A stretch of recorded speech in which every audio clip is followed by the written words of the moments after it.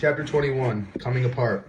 A day later on Sunday, it was under 15's turn for a big away game against a Roswell soccer club team called the Santos from an affluent suburb north of Atlanta. The Santos, contenders for the division championship, were well coached, disciplined, and quick. The under 15 Fujis were still very much a work in progress. After their big win in their first game back after Luma's enforced hiatus, the 15s had lost 4-1 to a middle-of-the-pack team. Tito's shooting, the canceled practices that followed, and the change of practice venues had prevented the new team from getting into anything like a groove. Also, Mandela's mom had gotten worse. He'd missed his old Liberian teammates, and he seemed less committed to the Fujis. After the starting whistle, it was the Fujis who threatened first. Mandela bolted through the Santos defense and made a dash for the goal. The Santos goalie stepped forward to cut off his attack. Mandela tapped the ball out to Muammar, the new Bosnian forward. Only Muammar wasn't there to receive the pass, and the ball rolled out of bounds. Mandela barked at Muammar in frustration. His teammates glanced at one another. Mandela, it was clear, was in one of his moods. A few minutes later, Conway was shoved in his back while going for a ball in the Fuji's box, but the referee blamed Conway himself for the confusion of flying bodies. It was a foul in the box and a penalty shot for the Santos. Conway, stop it, Mandela yelled from midfield. The Santos converted on the penalty kick line, a 1-0 lead. Minutes afterward, Santos striker snuck behind Conway, Alex, and Hamdou on defense and fired off a shot. Irvin, the 15's goalie, dove to the right. The ball sailed past his fingertips and into the net. As the Santos were celebrating, Mandela laid into Irvin. A few minutes after that score, the same forward for Roswell snuck behind the Fuji's defense and blasted another shot past Irvin. It was now 3-0. Again, Mandela laid into the goalie. Irvin shrugged and shook his head. He wasn't getting any help on defense, he said. For the rest of the half, whenever he got the ball, Mandela turned and made a lonely dash for the Santos goal, refusing to pass to his open teammates. The runs all failed. Mandela lost control of the ball once and twice. It was stolen by Santos defenders.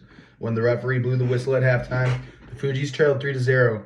Luma was angry, but she remained calm. She ordered Mandela to sit on the bench and told the rest of the players to follow her to midfield and to take a knee. They were bunching up in the middle on offense, she said. Muammar was dribbling too much and not keeping his head up to look for open teammates. Samson, a Liberian who sometimes played goalie, she said, would move to center mid, Mandela's position. Thank you, several players said, grateful to hear that Mandela wouldn't come back into the game. Mandela was sitting alone now, out of her hearing range. He grabbed the bib of his sweat-soaked jersey, pulled it up over his face, and stretched it over his head to block out the sun, the game, and everything. The Fujis played better soccer in the second half, even with one of their most talented players sitting on the bench. They spread the ball around and managed to score, but the Santos were in better shape and had been together for years. They were great on offense and added one goal and another and another. When Luma gathered her players at the end of the game, the score was 6-1. What they got you on was you were way out of shape, she told them. You made some sloppy mistakes on defense, and you weren't aggressive enough. So we have a lot of stuff to work on this week. You show up promptly at 5 to start, not to change, not to complain about how much running you're going to do. You show up at 5 to start practicing. All right? We've got a lot of work to do. Luma led her players toward the parking lot in the team bus. She ordered Nathaniel and Mandela into her Volkswagen. They set off on a long, silent ride back to Clarkston. I've got this problem, Luma said to Nathaniel. I need your advice. I've got this kid who shows up to practice when he feels like it. He cusses at his teammates. He disrespects his teammates. He won't even talk to his coach at practice. The only time he'll talk to his coach is when he needs something. He'll only do it over the phone. Mandela squirmed but said nothing. Luma told Nathaniel of one of the things she'd done for this player. When his free lunches at school were cut off because his mother had improperly filled out the paperwork, Luma took care of it. When his family was hungry, Luma had taken them food. When they needed help moving, Luma helped them move. The problem is, I just love his mom and his brother so much that I think I'm willing to let some things go, Luma said. And I think I shouldn't have, because I wouldn't have let them go for anyone else. Mandela's eyes were fixed straight ahead. And so, Luma continued, what am I supposed to do? Nathaniel watched the passing cars through the window. He said nothing. Nathaniel, Luma pressed, what would you do if you were the coach? Mandela was Nathaniel's friend. They had played together for 2 years, and they had worked to make sure the under-15s could continue against the odds. Nathaniel knew what it felt like to be a young man caught between worlds. He knew Mandela had been separated from the few librarian friends he had who understood exactly what he was going through. Nathaniel also knew how frustration could turn into rage. He dealt with it himself. At the same time, Nathaniel had found a way to contain his anger and to find a place for himself on the team he, Mandela, and Conway had worked to preserve. He knew it was possible. He took no pleasure in it, but Nathaniel knew the answer to Luma's question. Let him go, he said.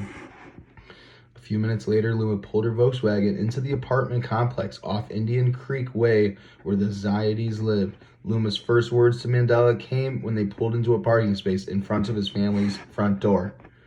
For a while, I expected you to be like Jeremiah, she told him. Actually, you're a better athlete, but you don't have the discipline or the respect to play. You don't respect me, and you don't respect your team. Mandela's expression remained blank. He didn't respond. Get out, Luma told him. Don't call me coach, and don't ever call me again. Luma spent most of the evening and most of the next day in her apartment. She didn't want to talk to anyone. She didn't want to be around the kids for fear that she might say something she would later regret, so she kept to herself. It's like a kid you were hoping, and a family you're really close to, she said, trying to explain before interrupting herself. You don't want to give up, she said.